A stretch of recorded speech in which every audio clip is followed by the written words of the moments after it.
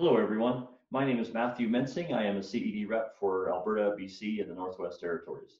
CED standing for Contractor Equipment Division. Today I'd like to discuss handheld sprayers and the differences between them and also a little bit of maintenance. So to get started, let's just discuss the first one, which is our corded handheld. This one operates the same as the other two. All three perform exactly the same. Although keep in mind the first two, so this corded one and the first battery operated one, are strictly for waterborne. They're not made for oil base. So with that in mind, all three will have a pressure control on the back end, all right?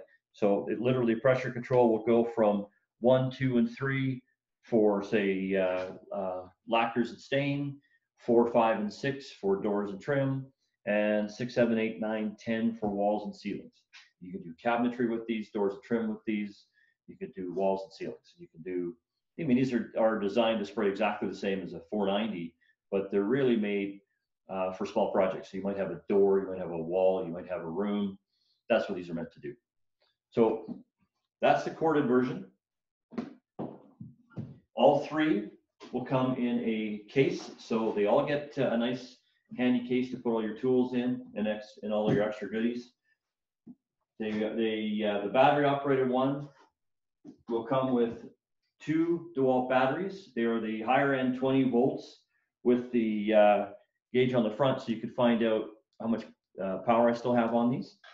One question that comes up a lot is how much paint can I spray on a single charge?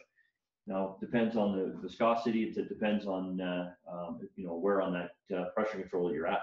But typically speaking, you're getting a gallon to a gallon and a half per charge. However, it takes like 15-20 minutes to charge these. So there's no way you're going through a gallon or gallon and a half of paint in 15-20 minutes. So while you're spraying your gallon and a half, your other battery is being charged. So it's really not much of an issue. Finally, you also get a DeWalt charger with your case and your battery operated sprayers. And all three will come with extra caps. So you can see we've got an extra air valve here, and you have 2 more. So hopefully by the time you've got to your last one, you figured out how not to break these. Incidentally, they also come with 2 filters. The black one would be a 60 mesh, and the blue one would be 100 mesh filters. I do recommend having extra cup assemblies, and I'll explain why in a minute.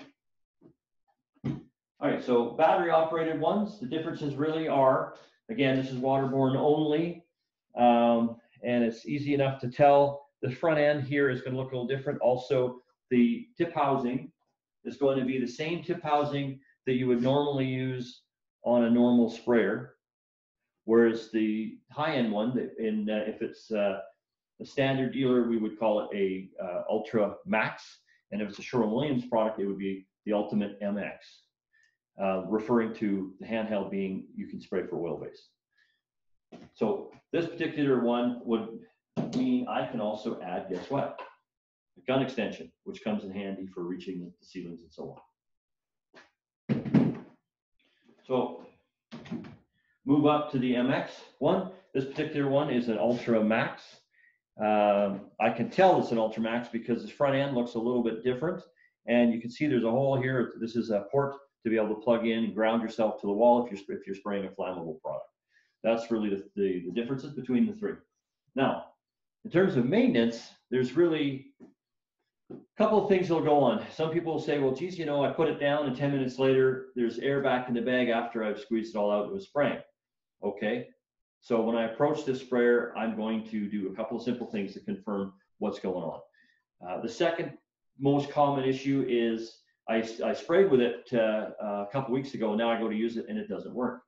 Okay, we can fix these problems. So the first one is when I approach a sprayer, I want to know if it's working. I'm not too worried about if there's a leak yet. I can deal with the leak later. Or an air leak, I should say. So the first thing I want to do is I want to flip it upside down. Second thing I want to do is my prime valve, okay? I want to turn it pointing towards the bag, and I'm going to pull the trigger. I want to see a little bubbling going on. If I see that, I know the priming is working. Now I'm going to go to spray mode and I want to see, will it spray? Good. That's exactly what I'm looking for. All right, so that means my pump is working. Now let's pretend that it didn't work for a second. It primed fine, but when I go to spray, nothing's coming out. If that's the case, one of these valves is stuck. And if I remove the tip housing for a second, you're going to see that there's actually 3 valves or 3 pistons. You've got your diffuser, but you've also got a valve here, and then you've got another valve here. So there's actually 3. And I know in the manual, people, it says that just go ahead and remove those valves to clean it. If it gets stuck, please don't do that. There's almost no reason to ever do that, period. Unless you've got it so messed up, so dried in paint, or you left it without any material, with any water or pump armor in it. There's no reason to do that. So with that in mind, let's pretend that one or more of those valves is stuck. All I need to do is put some pump armor in this bag. I'm going to cycle it through real quick. I may let it sit overnight. Chances are it's going to flush it out. Now, what I will do the next day is I will turn this over and I will spray until I finally get the, I fill this up with half full of pump armor, and I want to run the entire amount out to get these valves clear. Once I've done that, it's going to work again. I would suggest about 80% of the time that solves the problem. If it doesn't solve the problem, it means you're going to have to take the shroud off, and you're probably going to have to replace it with a new pump, which is too bad, because chances are all you did is you dried it out to the point where those valves will no longer work. Doesn't happen often, but it can happen, and our warranty service usually looks after you the first time. Now let's look at avoiding doing that or having that happen in the first place. So one of the things I find is people are pretty good at cleaning their handheld sprayer, but then they leave it either with air, which is really bad, or they put water in it only, which is almost as bad as air. So after they've cleaned it, it's simple. Have an extra couple assembly, and if I'm talking to a store manager or a sales rep right now, please make sure you have these couple assemblies in your store available for your contractors. And if I'm talking to a contractor right now, you'll want to have a couple extras of these. Lots of reasons why. When I'm in the middle of a job, I don't want to have to keep filling them up over and over. So I might have a couple of these already filled, ready to go. I got the extra cap here. So it's just a matter, and by the way, when I squeeze the air out, this is as good or better than a gallon of paint. When you put that lid on your gallon, this will keep the paint. I mean, I've left this stuff in paint for months without a problem. So having extras of these with some pump armor in it, as you can see now, literally, let's say I've cleaned this out, it's all flushed out, I'm ready to put it away. Great. Simply, I'm going to take my cup assembly with the pump armor in it. Okay, I'm going to lock it in the back. And you notice this valve is on the back and not on the front. Now, all I have to do is flip it upside down, put it on prime, cycle it through, spray out the front end real quick. Good. I can put this away for a couple of months. I don't have to worry about it. Guess what? The valves aren't going to stick. I'm not going to have a problem. And when I pull this out the next time I need it for the next job, which I don't know, could be a couple of weeks, could be a couple of months, guess what? It's going to work fine for me. I won't have a problem. So that's the pump part. Let's go back to the first part where people say, well, geez, I put it down and it stops. If there's an air leak somewhere, it won't work now. Okay, so there's only a couple of places that could possibly be a problem. First off, there is an O-ring on this pump, the intake.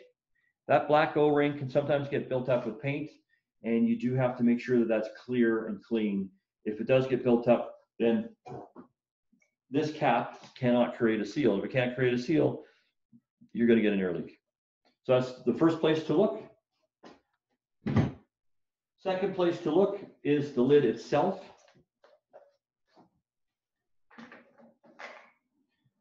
And you're going to see what I call a canning jar O-ring. That O-ring, if it's dry or it's got paint debris on it, chances are it won't create a seal. So the first thing you do is make sure that's nice and clean. Also make sure that the threads are clean. Now I use something that's really high tech. I use a toothbrush, a used toothbrush. I also use another high tech, Vaseline. So all I do is take a little Vaseline or put it on my toothbrush, and I will make sure then I wipe my threads real quick and the canning jar O-ring, then I'm good to go. I don't, I do that not necessarily every time, but every couple of times I've cleaned this, I'm going to do that. And my real reason for it is I do know that when you go to put that lid on, you have to put it down pretty snug tight. And when you do that, it's a mess trying to afterwards, trying to take it apart, it'd be really tight. So if you put a little grease on there, then I don't have to worry about it. Next up is make sure, this is kind of full, make sure that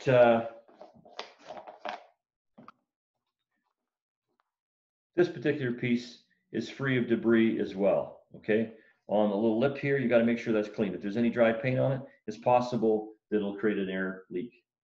Finally, the liners that you use, these liners are really durable. I've used some of them for over a year or more. But you got to make sure that there's no nicks or dents and there's no paint debris dried on it. If there is, again, it could create an air leak. So those are the couple of places there. And then finally, there is one more location that you've got to watch, and that is our air valve. This valve, sometimes these hinges here get broken. It's the reason why we give you 3 of them. And I know exactly how you're doing it. I will show you because I've done it. But if they get broken, these air valves are going to leak. So as soon as that happens, you got to chuck it out. So again, when you go to remove this air valve for cleaning purposes, before I put it back together, I put a little grease on those threads just to protect the threads. So when I go to put this on, I'm not hurting the threads too much, okay? It's also easier to take it on and off afterwards. When I go to put this back on the sprayer, that is absolutely a no-no. You do not want to put this valve on the front. If you do, and you go to open that valve, it's going to hit this front piece here, and guess what? Those hinges are going to break. So the proper way of doing it is on the back. You do it like this, they're not going to break. You'll be able to, these valves will last you a long time. So that's really it, people. Let's repeat here one more time. If I have an air leak, it's either this black O-ring, it's either the underside of this cap is not sealing tight enough, or it's this cap here, this air valve. You checked all 3 of those things, you're going to have no problems whatsoever. For any other information, please reach out to me. Again, it's Matthew Mensing at, my email is mmensing@graco.com. It's mmensing @graco.com. Thank you very much.